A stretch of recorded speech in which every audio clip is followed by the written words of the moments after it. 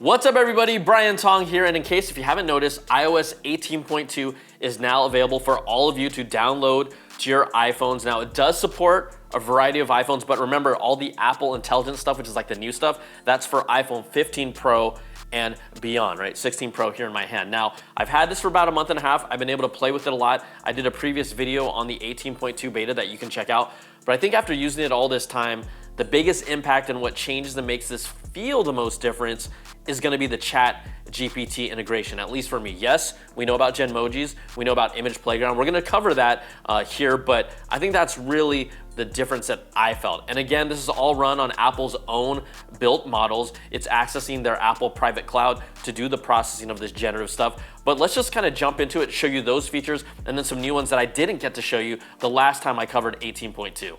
Okay, first thing, we're gonna get through it real quick, Genmojis, because there's a lot of people that have never used Genmojis yet, and this is a fun way to create your own emojis, custom ones in the style of emojis. So what I'm gonna do here is I have a message with my buddy John.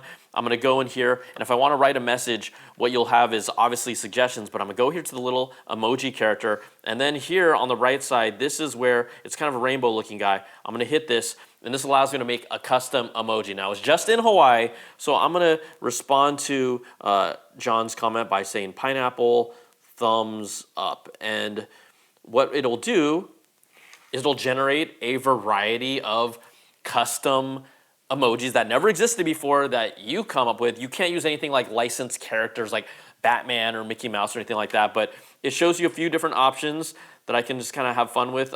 This one has a thumbs up with a pineapple with a flower, so yeah, that's the one I'm gonna go with, and that's what's gonna be sent here to my buddy JK. So you can do a variety of things like a pumpkin spice latte they show off, like I did a taco boat or banana on a surfboard. Just play with it, have fun. I will say that I haven't used these as much just because it kind of takes a lot of time to think and then build emoji instead of just responding with like a quick thumbs up or a happy face, but you can be creative. Maybe I did think that everyone was gonna use Genmojis like as the biggest feature here, but maybe it's just more of a, your friends have to do it as well and it'll catch on. But in the month and a half that I've used it, I haven't been using it that much. I'm just keeping it real, but it's here. All right, let's also then talk about Image Playground, right? This is another generative feature using Apple's own models and their servers to build images based on people in your collection or things or situations. So what I'm gonna go here is there's an actually a dedicated Image Playground app.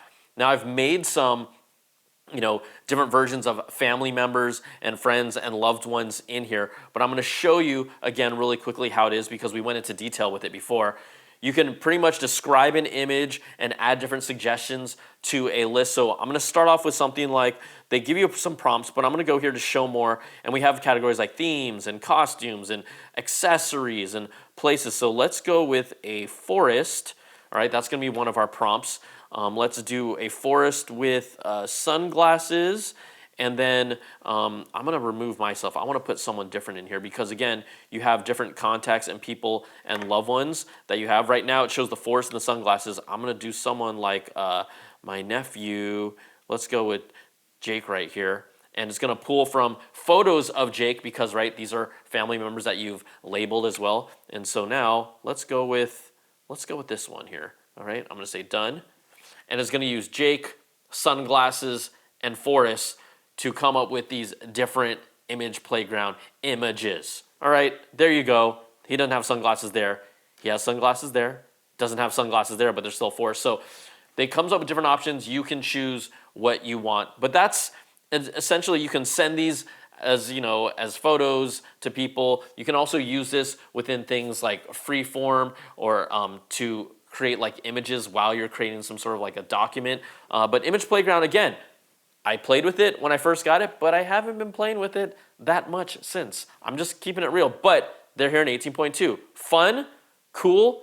The question is, how much are you gonna use it? Okay, now one of the things in 18.2 that I definitely have used over time is some of the writing tools. Not all of the writing tools, but some of them. So what I have here is I drafted an email earlier. It's because I wanted to use this as an example to show you, right? There's different writing styles, there's proofreading. So what I'm gonna do here is I'm gonna select this text here, and yes, some of you are gonna criticize my selection of text method. I don't care, all right? But what we have here now is there's an icon here for writing tools, so I'm gonna click on that, and a panel slides up. Now you have different things here in 18.2, that's available for everyone. A new feature is the ability to describe your change. But what I mostly do is just proofread. I hit that. There were some grammatical errors in this I deliberately put in there, but it did make the changes. What do you think about going on a hike outside tomorrow? I'm gonna make these changes, okay? And I'm good with those. Now, here's the next thing on writing tools that is different. You can actually, you have different styles like friendly, professional, concise. Those are built in, but you can actually describe in some ways the way you want to shape this tone. So I'm gonna describe my change here and say, make it sound like I'm begging. And we'll see how this works out. Okay, so here's the original statement here. What do you think about going on a hike outside tomorrow and more? I'm gonna say, make it sound like I'm begging, all right? So it's going to do its magic, and let's see what it comes up with here. Please, can we go on a hike outside tomorrow? I really want to catch lunch at the fish market afterwards. Don't ever sound that desperate on any message to a friend, family member, or someone you're trying to slide in on, but no, do not. I just want to show you that there are different ways to play with writing tools. I would say the number one thing I use it for is proofreading. And just to let you know, Writing Tools API is available for all third-party apps to incorporate this into them. So yes, you see it here in Mail, it works in Notes, it works in Messages, anywhere, obviously in Apple's OS, it's there, but third-party apps can use it as well. Okay, so let's go back here now and let's talk about ChatGPT integration, probably the biggest impact if you're going to use it and how it changes how this feels. So I'm gonna go back into this draft, which is fine, but I'm gonna show you how, at least a few examples of ChatGPT, how it can be incorporated in a lot of different ways. So yes, this is writing tools, but I'm gonna go here and hit this, and I'm gonna scroll here and hit compose. And when I do that, we have an option here to compose with ChatGPT. Now, yes, I'm asking someone for something to do outside. I'm gonna try something different here, all right? What are 3 things that we can do in Los Angeles in the afternoon? And so now this is actually going to talk to ChatGPT servers. Again, the data is protected. They don't see it. They don't even get to develop their models off of these apps. This is the partnership between Apple and ChatGPT. But what we have here now is down here, you can see some suggestions from ChatGPT. They have a broader world knowledge of things that just Siri and the Apple OS isn't capable of. So visit the Griffith Observatory. Stroll along the Santa Monica Pier and Beach. Explore the Getty Center. So this is one way that you can pull up ideas or thoughts. Maybe it's something like you want to hang out with your friends and say, hey, what are the top 5 board games for 6 people? It will show you things like that pulled from ChatGPT. So I think that it can really enhance maybe some idea generation for you within writing tools. Now, here's another way to show the difference of why ChatGPT is important in the OS, and I'm gonna try this out, and we're doing this on the fly, but let's pull up the Siri prompt, and I'm gonna use an example using Siri to ask a question, and then using ChatGPT to ask a question, all right? What are the best 5 video games of 2024? So Siri knows that it can't necessarily handle that, and it's actually giving me the prompt to use ChatGPT. So I'm gonna use ChatGPT here. And it's now gonna pull from there, it's working with it. And based on information that has been pulled from different sources, again, more world knowledge from ChatGPT, Dragon Age, The Veilguard, that was super popular. Astrobot, incredible platformer game. We have Elden Ring, Shadow of the Erdtree. I haven't actually played that, it's a DLC.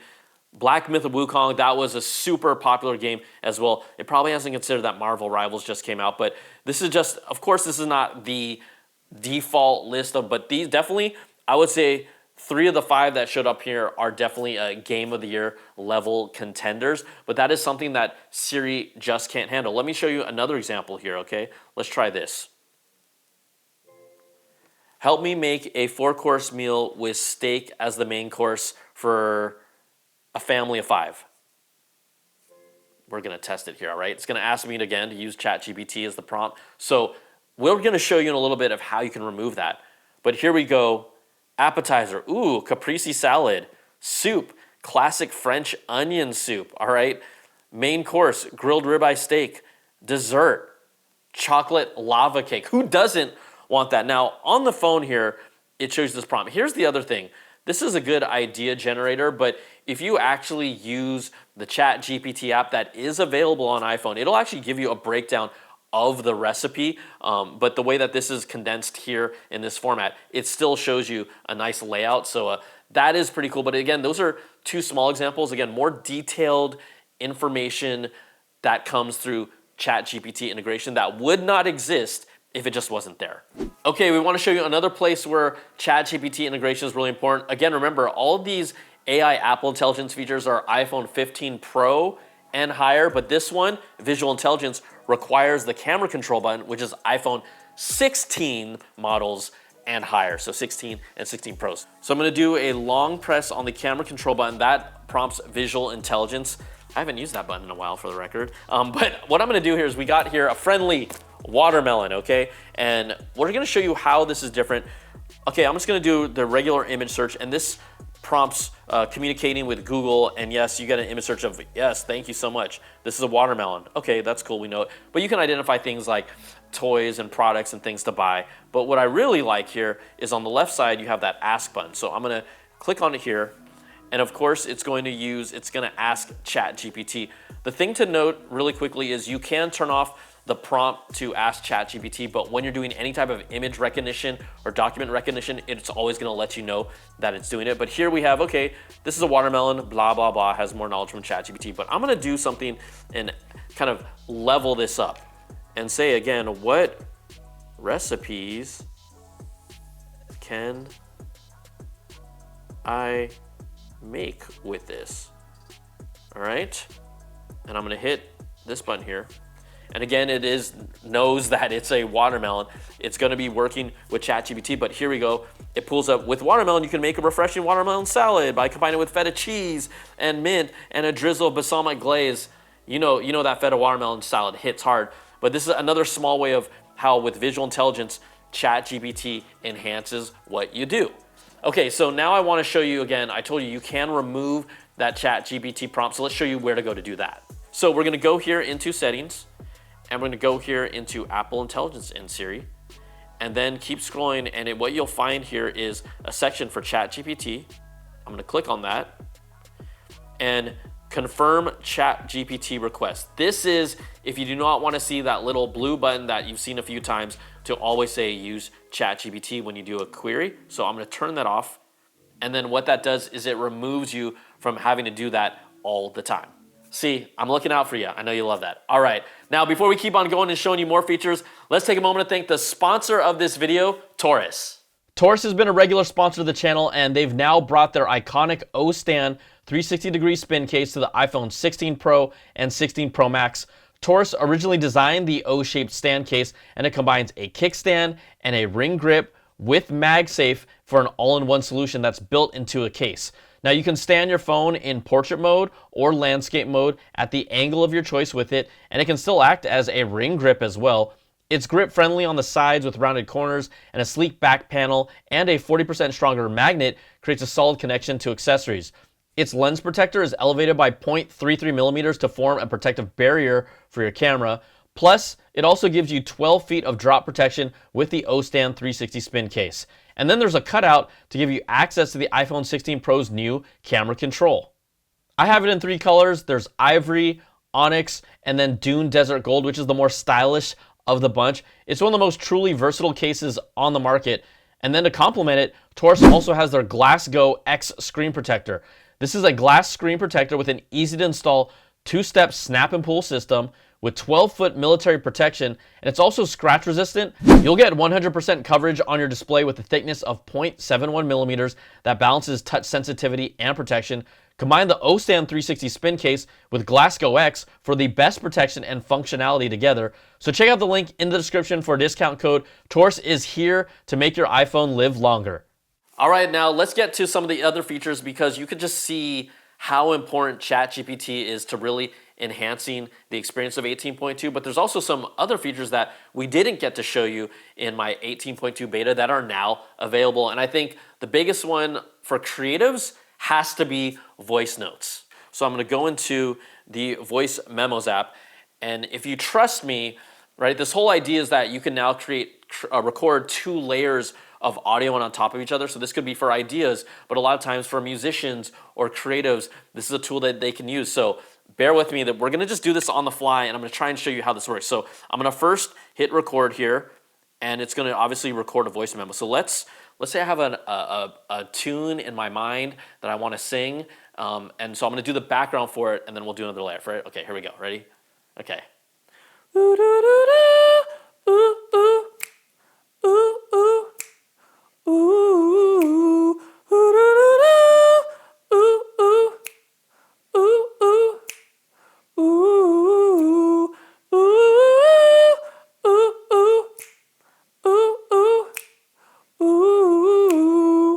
Okay, so we got that. Did you like that? I did mess up if you heard the snap. I messed up on one of the snaps in there. Okay, so now what we can do here is, audio, add a vocal layer, okay? I'm gonna hit here and hit plus, and what it's now going to do is I can hit record. It's going to play what I just recorded in the background, use the studio level mics to then record my new vocal on top of this, and I don't know what I'm gonna, I guess I'll try this. Okay, let's give it a shot, okay? And it's gonna obviously record a voice. Okay. So let's say I have a tune in my mind that I want to sing, and so I'm gonna do the background for it, and then we'll do another layer for it. Okay, here we go. Ready? Okay. Okay, feeling it. I just want an iPhone 16 Pro. Oh, okay, something small like that. I have an iPhone 16 Pro, but so then you can actually play them together, vocal layer 1, vocal layer 2. All this is just like a way to create ideas on the fly. You could be in your car, you could be in the bathroom. This records all, and then you can actually import this audio file into Logic, whether it's a clean enough audio experience to actually use the file or use it as a reference. This is just kind of a cool way of doing, audio recording in a new way with iOS 18.2. I hope you like that. I might have been off key. Next up in Mail, now this is part of iOS 18.2. This is not an Apple Intelligence feature.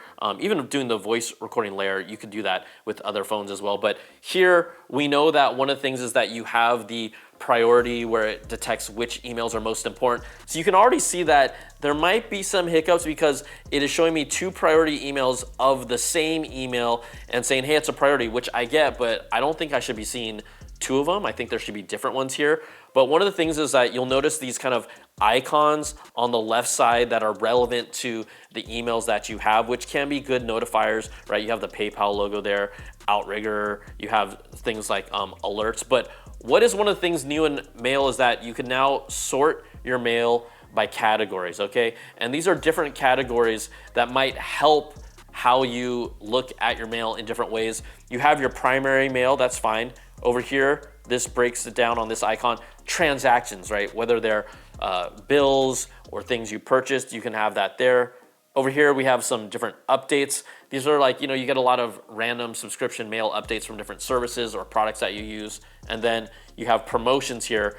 Now, here's the thing. I first thought I would absolutely use categories, but I found that it didn't help me as much as I thought it would. I think if depending on the type of user you are, you might like using categories. I really want to know if you use them or not on a regular, but I'll be real with you. I go back to list view, and I think the most important thing is that the priority email works the best, and then I can see all my emails, and these icons kind of let me know what is coming up. So I don't really necessarily use the categories that much, but it is a new feature of iOS 18.2. Another new bell and whistle, small feature, but I think can be important to you is that they brought back the volume slider to the lock screen, but you're gonna have to turn it on. Now, this is available in previous OSs. They took it off. Now they're giving you an option to put it back on, and you have to find it in accessibility. So let's go in here to the settings, and then I'm going to go to accessibility. And then from here, keep scrolling and scrolling, go find audio and visual, okay? And I'm gonna click on that. And here, what you wanna look at is always show volume control, which will allow it to show on your lock screen, okay? So I'm gonna hit that, okay? Now, let's just go into my music, and I'm just gonna play this, right? This is an audio file. The volume is turned off low because I don't want it, this is licensed music stuff. But what I'm gonna do now is when I hit my lock screen, okay? And I open it up here, this has now the ability for me to do volume control on the display itself while it's locked. You could not do that before, but this is a new bell and whistle I think is actually super useful for you if you have in your headphones and things like that in iOS 18.2. Now, there's a whole lot of other features in iOS 18.2, but I wanted to show you some of the new stuff, and then you can go back and look at my previous video to really get in depth with some of these other features. But this one, also really cool, default apps. Now, this was activated basically because of the EU saying, hey, we need to give consumers more options, and Apple did have to acquiesce. So I'm gonna show you how you can actually change the default apps for some of your core apps here, all right? We're gonna, again, go into settings. We're gonna scroll all the way down to this thing called apps. Now here in apps, yes, you'll see your apps, but this is new up top here, default apps. So I'm gonna hit that. And this is where you can manage your apps, which one the iPhone will use by default. So for example, Mail. Hey, look, depending on which app you use or service, Gmail, Mail, Outlook, Yahoo Mail, you can pick which Mail app is the one that you want to use for your default app. With messaging, okay, messages, even though I have other messaging apps, messaging is the only one there. Let's go to something like your browser app. Safari, Edge, or Chrome, you can choose what is going to be the default browser whenever you launch into links or things of that nature. So this is even your passwords, right? We have Edge has passwords, Chrome has passwords, or the Apple Passwords app that I use. Again, you can use a different third-party service or app to be the default app of your choice. So this is just another thing for people that want to have a little more control in how they use their iPhone to be able to do that through the default apps feature. So that's a lot of what is new in iOS 18.2 that is coming to people that have never been able to experience or use it. All the generative AI stuff in Apple Intelligence. So Genmojis, Image Playground, ChatGPT integration. Again, iPhone 15 Pro or higher. But, you know, I've been talking about this all year. iOS 18 still is not the complete full promise of what they showed us earlier, and that is expected to roll out sometime by 2025. So there's a few key features that are gonna stand out. One, priority notifications. Now we already have notification summaries, which is great, but priority notifications to know which things really are important and will surface to the top, that will be coming later on. And then the biggest things, the biggest features still to come, personal context and also in-app intents. And what that is with Siri, really it knowing what all the information is in here and knowing kind of like connecting your brain to your phone to say something like, when is my mom's flight and where do we make reservations for lunch that day? All that information will surface once personal context is here and available. It really kind of connects the dots between the data, your apps, and your life. That is, to me, the most game-changing aspect of what iOS 18 can be and what Apple Intelligence can be. And then the other thing is in-app intents, being able to use Siri directly to control specific features from apps like opening your blinds or pulling up different types of information, or a feature in an app that could be controlled through Siri. So those three things, priority notifications, and then these two Siri enhancements, personal context and in-app intents, those are three of arguably the most important features coming to iOS 18, and they will be coming not this year, but in 2025. So you're just gonna have to hold on your butts when that happens as well. But there you go, everybody. Just an overview. I hope you enjoy this. Look, I'd love to hear in your comments what features that you're using the most, because I've kept it 100 with you. Genmojis, not really using that much. Image Playground, not really using at all. Writing tools, definitely using proofreading. And then ChatGPT integration can enhance in a lot of different ways the knowledge of what Siri can deliver for you. So I'd love to hear, again, put in the comments, what do you think about iOS 18.2? Are you excited about it? Are you having fun with it? Have you been using it for a while? What do you think now? I think there's gonna be a lot of different people all over the place with how they feel about it. But there you go, a full wrap up of iOS 18.2. And as usual, come back here to this channel. We got plenty more coverage of all things Apple products, tech, gadgets galore. But we'll see you on the next one, all right? Take care, peace, and love.